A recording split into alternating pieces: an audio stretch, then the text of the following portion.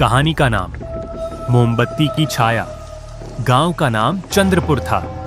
दिन में गांव जितना शांत रहता, रात में उतना ही अजीब हो जाता। खासकर गांव के आखिरी छोर पर स्थित वह पुराना 2 मंजिला घर। शाम ढलते ही उसकी ओर देखने की भी किसी की हिम्मत नहीं होती थी।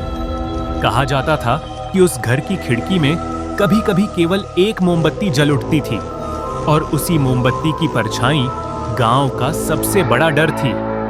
सब लोग कहते थे, मोमबत्ती जलती है तो जानते हो, वो परछाई हिलने लगती है। लेकिन गांव का इकलौता बदतमीज, निडर और थोड़ा सा बेवकूफ भी लड़का बाबुआ इन बातों पर बिल्कुल भी विश्वास नहीं करता था। वह कहा करता था, अरे परछाई तो परछाई ही है, रोशनी पड़ेगी तो हिलेगी ही, इसमें भूत कहां से आ जाता है। एक रात अचानक बिजली चली गई। पूरा गांव अंधेरे में डूब गया। चारों ओर बस झींगरों की आवाज थी और दूर कहीं सियार की भूख सुनाई दे रही थी। बाबुआ ने एक मोमबत्ती जलाई और बोला, चलो तो देखें उस घर में आखिर है क्या। उसके दोस्त घनादा, पुट्टू और लालू पहले तो डर गए, लेकिन आखिर में जिज्ञासा को दबा न सके और मान गए। चारों जब उस घर के सामने पहुंचे, तभी दिखाई दिया 2 मंजिला घर की खिड़की में सचमुच एक मोमबत्ती जल रही थी और उसी रोशनी में दीवार पर एक लंबी पतली परछाई पड़ रही थी। परछाई का सिर अजीब तरह से टेढ़ा था और उसके हाथ मानो असामान्य रूप से बहुत लंबे थे। पुट्टू ने फुसफुसाकर कहा, बाबुआ, साया हिल रहा है। अचानक परछाई ने हाथ हिलाया। लालू डर से कांपते हुए बोला, मैंने कहा था ना, यह इंसान नहीं है। ठीक उसी पल खटास, खिड़की का शीशा अपने आप खुल गया। एक गंभीर आवाज आई, कौन आया है। घनादा डर के मारे ऐसा उछला कि उसके हाथ से मोमबत्ती गिर गई। लेकिन हैरानी की बात, मोमबत्ती गिरने पर भी बुझी नहीं। उल्टा मोमबत्ती की रोशनी और तेज हो गई और साया अचानक दो हो गया। अब बाबुआ का भी गला सूख गया। हिम्मत जुटाकर उसने कहा, इस घर में कौन रहता है। एक कर्कश लेकिन अजीब सी झुंझलाई हुई आवाज आई, मैं भूत। चारों एक साथ चिल्ला उठे, भूत। उसी पल दरवाजा खुल गया। दरवाजे के सामने खड़ा था एक भूत। सिर पर जटाएं, लाल आंखें, सफेद कपड़े। लेकिन सबसे अजीब बात यह थी, भूत के एक हाथ में चाय का कप। भूत बोला, चिल्ला क्यों रहे हो, मोमबत्ती की रोशनी से मेरा सिर दर्द करने लगा है।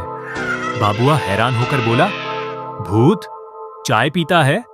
भूत ने लंबी सांस लेकर कहा, भूत हूं तो क्या चाय नहीं पी सकता, दिन भर साए बनाते बनाते थक जाता हूं।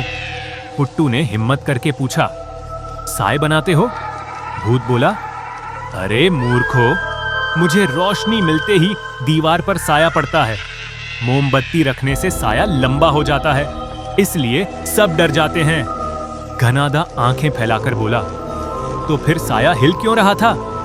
भूत शर्माते हुए सिर खुजलाकर बोला, वो तो मैं हांडी से बिस्कुट निकाल रहा था। हाथ हिलता है तो साया भी हिलता है। अचानक फिर से बिजली आ गई। मोमबत्ती की रोशनी बुझते ही साया गायब। लालू ने राहत की सांस लेते हुए कहा, मतलब इतने दिनों से हम सिर्फ साए से डर रहे थे। भूत हंसते हुए बोला, हाँ, असली डर तो इंसान के मन के अंदर ही होता है। बाबुआ हंसकर बोला, तो तुम बुरे भूत नहीं हो। भूत मुंह बनाकर बोला, मैं तो बस रात में रहता हूँ और साया डालता हूँ, किसी को डराना मेरा इरादा नहीं।